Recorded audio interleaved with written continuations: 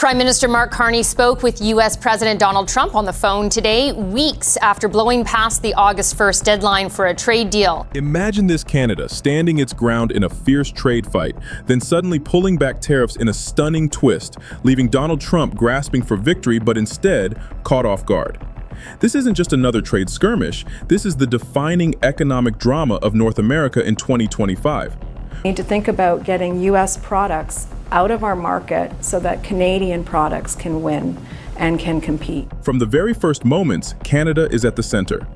Prime Minister Mark Carney, who only recently stepped into office, decided on August 22, 2025, to roll back Canada's massive retaliatory tariffs against the United States.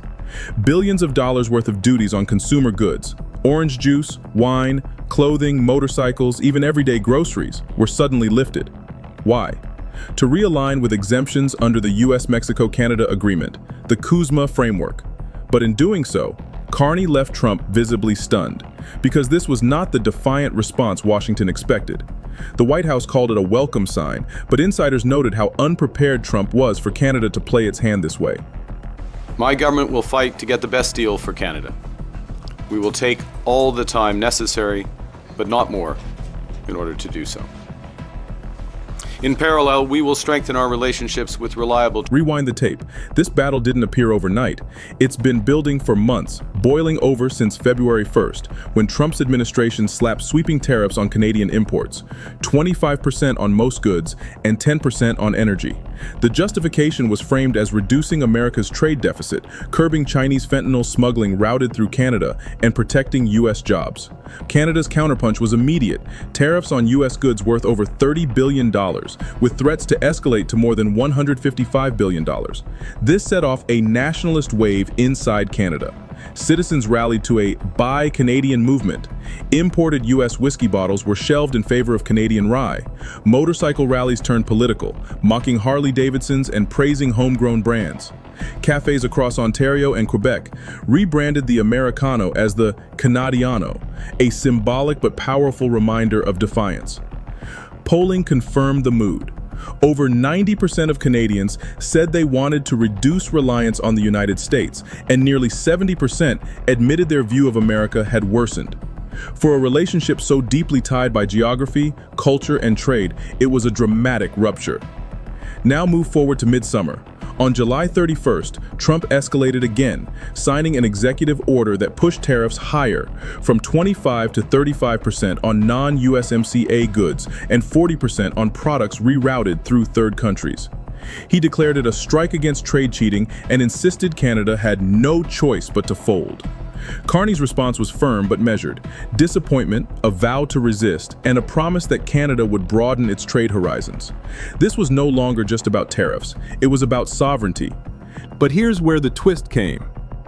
3 weeks later, August 22, Carney stunned markets and political watchers by shifting strategy. Canada announced it would drop many retaliatory tariffs, aligning its system with exemptions already in the USMCA framework. In simple terms, Ottawa said, if it's tariff-free under USMCA, it's tariff-free again. This meant relief for billions of dollars in consumer goods, from groceries to clothing. But steel, aluminum, and autos, the backbone sectors, remained under heavy duties. Canada was signaling openness without surrendering leverage. Why? Analysts point to two reasons. First, economic pressure. Canadian small businesses, retailers, and consumers were feeling the squeeze. Import costs had soared, tourism had dipped, and cross-border trade, which makes up more than 2/3 of Canada's exports, was slowing sharply. By easing tariffs on consumer goods, Carney gave breathing room to households and businesses. Second, diplomatic strategy. By taking a step back, Canada positioned itself as the reasonable actor, restoring exemptions but still keeping hard lines on strategic sectors. It gave Ottawa moral high ground while reopening the door to dialogue. This wasn't just about Washington either.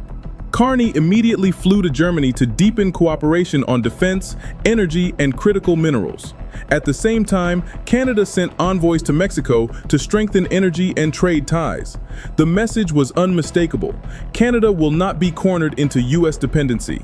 It will balance its economic future with European and Latin American partners. This is what rattled Trump most: the possibility that Canada could realign its trade architecture away from Washington's grip.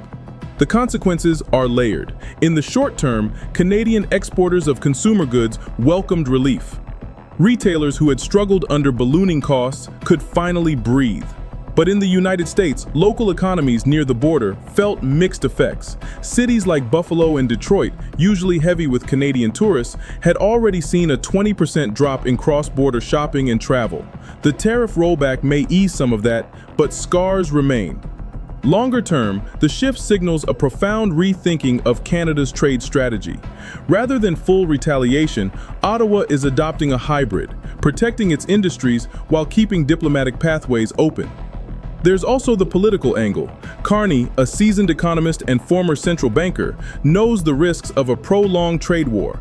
Unlike his predecessor Justin Trudeau, who leaned heavily on symbolic resistance, Carney's approach is pragmatic. Push back hard when necessary, but adjust to avoid economic self-harm. Critics argue this makes Canada look weaker, surrendering too soon.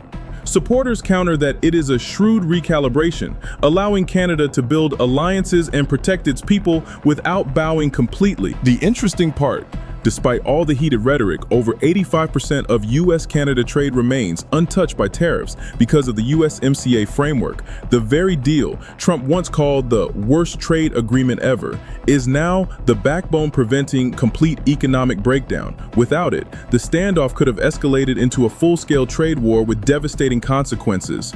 Looking ahead, the story is far from over.